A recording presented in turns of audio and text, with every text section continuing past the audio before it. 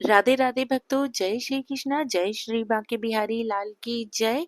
भक्तों, आज के वीडियो में हम श्रवण करेंगे नवरात्रि के तीसरे दिन माँ चंद्रघंटा की व्रत कथा। भक्तों, माँ चंद्रघंटा की व्रत कथा सुनना अत्यंत फलदायी माना जाता है। माँ चंद्रघंटा की पूजा करने से भक्तों को शक्ति, साहस और विजय की प्राप्ति होती है। आज नवरात्रि के दिन तीसरे दिन आप भक्त लोग श्रवण करेंगे माता चंद्रघंटा की व्रत कथा। भक्तों, आज नवरात्रि के दिन माता चंद्रघंटा की कथा को जरूर श्रवण कीजिए। नवरात्रि के तीसरे दिन माँ चंद्रघंटा के स्वरूप की आराधना की जाती है। इस दिन साधक का मन मणिपुर चक्र में प्रविष्ट होता है। लोक वेद के अनुसार माँ चंद्रघंटा की कृपा से अलौकिक वस्तुओं के दर्शन होते हैं, दिव्य सुगंधियों का अनुभव होता है तथा विविध प्रकार की दिव्य ध्वनियां सुनाई देती है। यह क्षण साधक के लिए अत्यंत सावधान रहने के होते हैं। आदि शक्ति के नव दुर्गा स्वरूप में से यह तीसरी दुर्गा है। उनका नाम उनके मस्तक पर स्थित घंटे के आकार के अर्धचंद्र के कारण पड़ा। उनका वाहन सिंह है। देवी के 10 भुजाओं में खड़ग आदि अन्य शस्त्र और अस्त्र विराजमान है और उनकी तीसरी आंख सदैव खुली रहती है, जो निरंतर अत्याचारी अधर्मियों से लड़ने की तत्परता को दर्शाती है। अपनी कठोर तपस्या से भगवान शिव जी को पुनः प्राप्त करने के बाद देवी पार्वती राजा हिमवान के महल में लौट आई। राजा हिमवान और देवी मैनावती अपनी पुत्री को उस तपस्या में विजय सफल देखकर अत्यंत प्रसन्न हुए और इस प्रकार से शिव जी और माँ पार्वती के विवाह का दिन आ गया। अपने प्रभु के विवाह की खुशी में भगवान शिव के सभी गण उनकी बारात लेकर राजा के महल में पहुंचे। वे भोलेनाथ हैं, उनका नाम ही शिव है। शुभता को प्रदान करने वाले उन्हें दिखावे और औपचारिकताओं की क्या परवाह थी। वे जैसे थे वैसे ही विवाह के लिए चले गए। वासुकी और तक्षक जैसे भयंकर सर्पों को अपनी माला, कंगन, कमरबंद और कुंडल के रूप में धारण किए हुए। उनके बाल उलझे हुए थे। उनका पूरा शरीर शमशान की राख से ढका हुआ था। उन्होंने अपने पांचों सिर प्रकट किए। वे भव्य, भयंकर और प्रखर लग रहे थे।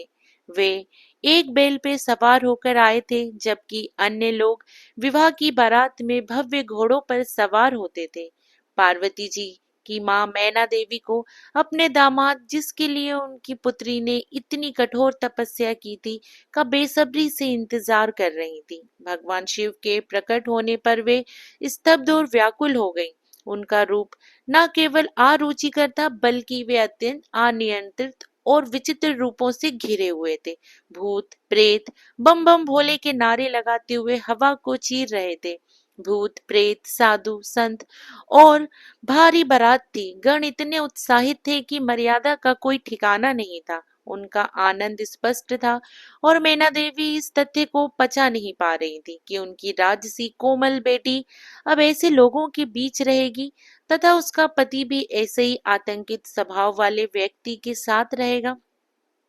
यह सोचते सोचते मैना देवी बेहोश हो गई। देवी पार्वती जी ने शिव तत्व को गहराई से आत्मसात कर लिया था और जैसा कि हमने उनके ब्रह्मचारिणी स्वरूप में देखा, वे सप्त ऋषियों के लिए शिव सिद्धांत की गुरु भी थी। फिर भी अपनी करुणा के कारण उन्होंने माँ के रूप में मैना देवी की व्यथा को समझा।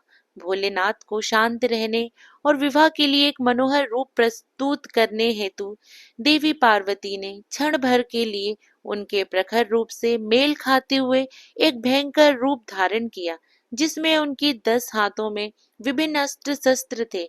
उनके मुकुट पर एक घंटे के आकार का चंद्रमा था। देवी के इस रूप की पूजा चंद्रघंटा के रूप में की जाती है। माँ के इस रूप में भगवान शिव के उग्र रूप को शांत कर दिया और उनके उपद्रवी गणों को वश में किया। माता ने चंद्रघंटा का उग्र और तेजस्वी रूप धारण करके शिव से सौम्य रूप धारण करने का आग्रह किया, जिसे उन्होंने स्वीकार कर लिया। माँ पार्वती के अनुरोध करने पर शिव जी ने अपना भयानक रूप त्याग दिया और भगवान विष्णु को अपने सबसे आकर्षण वर्ग के रूप में सजाने के लिए कहा। और क्या था, भगवान विष्णु ने शिव जी का श्रृंगार किया। भगवान शिव को इस रूप में चंद्रशेखर या सुरेश्वर के नाम से भी जाना जाता है। देवी पार्वती ने शिव जी, जिनकी जटाओं पर सदैव अर्धचंद्र रहता है, प्रति अपने प्रेम को दर्शाने के लिए अपने मस्तक पर अर्धचंद्र धारण किया। भव्य विवाह के बाद देवी पार्वती एक नई दुल्हन के रूप में भगवान शिव जी के साथ चली गई। अब कैलाश पर्वत पर आने के बाद भगवान शिव जी अभी भी ध्यान मुद्रा में लीन थे और देवी पार्वती एक बार फिर रोजाना उनकी गुफा की सफाई करती और प्रेम पूर्वक उनकी सभी जरूरतों का ध्यान रखती। धीरे धीरे देवी पार्वती ने कैलाश में अपना नया घर बसा लिया। इसी बीच शिव और उनकी शक्ति के एक हो जाने पर तारकासुर बेचैन हो रहा था। उसने नवविवाहितों के जीवन में सामंजस्य बिगाड़ने के लिए जतुकासुर नामक एक दुष्ट दैत्य को भेजा। जबकि भगवान शिव घोर तपस्या में उस समय लीन थे और मां पार्वती अपने गृह कार्य में व्यस्त थी। जतुकासुर पूरी दैत्य सेना के साथ कैलाश पर्वत पर आ पहुंचा और उसकी दैत्य सेना ने केवल अपने पंखों से ही आकाश को ढक लिया। उन्होंने मां पार्वती के नव सज्जित घर को तहस नहस करना शुरू कर दिया, लेकिन अभी भी एक नवविवाहिता दुल्हन और राक्षसों व असुरों के तौर तरीके से अनजान मां पार्वती ने अपने शक्तिशाली नंदी की मदद लेने का फैसला लिया, लेकिन नंदी जी कहीं नहीं मिले। इसी बीच भगवान शिव के अन्य गणों ने जटकासुर और उसकी शक्तिशाली सेना से रक्षा के लिए उनसे विनती की, क्योंकि वे बार बार जतुकासुर के हाथों पराजित हो रहे थे और भगवान शिव अभी भी गहन तपस्या में लीन थे। तब मां पार्वती स्वयं शिव जी के पास गईं। उन्होंने उनसे इस स्थिति से बाहर निकलने का मार्गदर्शन करने की प्रार्थना की। अपनी तपस्या से अविचलित भगवान शिव जी ने उन्हें भीतर से शक्ति प्रदान करने का निश्चय किया। भगवान शिव अपनी साधना में लीन थे और उन्होंने माता पार्वती को जतुकासुर से स्वतंत्र रूप से युद्ध करने की प्रेरणा दी। उन्होंने तभी मां पार्वती को जतुकासुर से स्वतंत्र रूप में युद्ध करने की प्रेरणा मिली। तभी उन्होंने जतुकासुर का अकेले ही सामना करने का निश्चय किया। वह गुफा से बाहर निकली और देखा कि आकाश में अभी भी अंधेरा था। चमगादड़ों के पंखों से आकाश ढका हुआ था। उन्होंने चंद्र देवता से प्रार्थना की कि वे उनके माथे पर विश्राम करें, ताकि युद्ध भूमि में उनके लिए यह साहसिक मशाल की तरह प्रकाशित हो। युद्ध भूमि में उनकी सहायता के लिए हिमालय भेड़ियों का एक झुंड उनकी सहायता के लिए दौड़ पड़ा। देवी पार्वती को जल्द ही पता चल गया कि जटुकासुर आकाश में चमगादड़ों से ऊर्जा प्राप्त कर रहा है, इसलिए वे युद्ध भूमि में एक विशाल घंटा ले आए और घंटा इतनी तेज बजाया कि चमगादड़ों ने आकाश को साफ कर दिया। जैसे ही भेड़ियों में से एक ने जतुकासुर पर हमला किया, देवी पार्वती ने घंटा उसके सिर पर दे मारा, जिससे वह एक ही बार में मर गया। माथे पर चंद्रमा और हाथ में घंटा लिए देवी के इस रूप को ब्रह्मदेव ने देवी चंद्र घंटा के रूप में महिमा खमंडित किया। आदि शक्ति के नव दुर्गा स्वरूप में से तीसरा रूप है, जिनकी पूजा नवरात्रि के दिन की जाती है। इनका नाम उनके मस्तक पर स्थित घंटे के आकार अर्धचंद्र के कारण पड़ा। घंटे के आकार के अर्धचंद्र से सुशोभित सुनहरे रंग और 10 भुजाओं वाली वह स्वर्ण सिंह पर सवार है।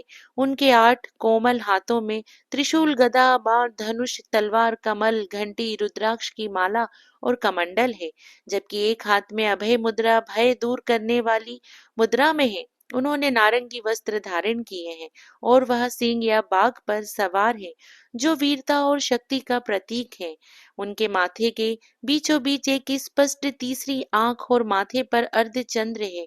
उनका रंग सुनहरा है और वे लावण्य, आकर्षण और मनमोहता का आदर्श संतुलन समेटे हुए हैं। मूलाधार चक्र को नियंत्रित करने वाली माँ शैलपुत्री और स्वाधिष्ठान चक्र को नियंत्रित करने वाली माँ ब्रह्मचारिणी के बाद माँ चंद्रघंटा हमें और ऊपर ले जाती हैं, क्योंकि वह सौर जाल या मणिपुर चक्र को नियंत्रित करती हैं। इस दिन माता की आराधना पूजा करने से मणिपुर चक्र जागृत होता है। माता पार्वती ने चंद्रघंटा का रूप लेकर अनेकों दैत्यों का संहार किया। चंद्रघंटा के रूप में युद्ध उनकी असीम शक्ति को पहचानने के लिए था। हमारे जीवन में चुनौतियां भी हमारी पूरी क्षमता को प्रकट करने के लिए आती हैं। ईश्वरीय प्रेरणा को पूरे मन से खोजने से हमें सही दिशा में प्रकाश मिलेगा। यही माता रानी अपने चंद्रघंटा स्वरूप में हमें शिक्षा देती है। भक्तों, माता रानी का तीसरा दिन देवी चंद्रघंटा को समर्पित है। ऐसा माना जाता है कि माता रानी की विधि पूर्वक पूजा करने से शुभ फलों की प्राप्ति होती है। इसके साथ ही इस दिन की व्रत कथा का पाठ जरूर करना चाहिए, क्योंकि इसके बिना यह व्रत अधूरा माना जाता है। कहते हैं इस कथा के प्रभाव से साधक की सभी इच्छाएं पूर्ण होती हैं। भक्तों, कथा समाप्त हुई। अब आपके हाथ में जो पुष्प है और जो अक्षत है वो आप माता रानी को समर्पित कर दीजिए। भक्तों, आप सभी को माता रानी के तीसरे स्वरूप माँ चंद्रघंटा की बहुत बहुत शुभकामनाएं। आप सभी की मनोकामना पूर्ण हो। आप सभी को प्रेम पूर्वक राधे राधे।